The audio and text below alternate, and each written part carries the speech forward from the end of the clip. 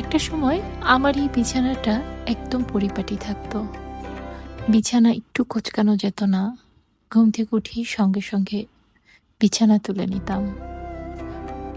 আর এখন সময়ের পরিবর্তনে বিছানাটা কখন গুছাবো তার কোনো ঠিক নেই।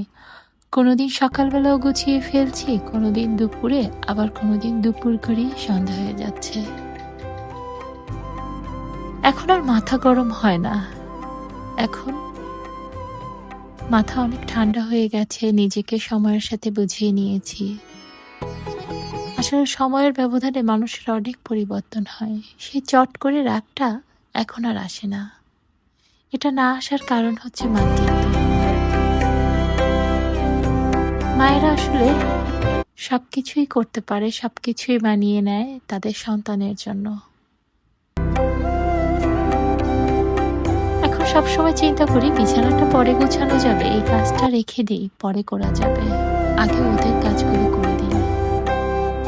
ওরা একসময় বড় হয়ে যাবে, আবার সব ঠিক হয়ে যাবে, আবার ঘরগুলো পরিপাটি হয়ে যাবে।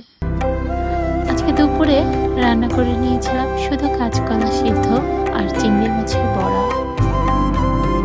এটা দিয়ে আজকের দুপুরটা কাভার করে নিব।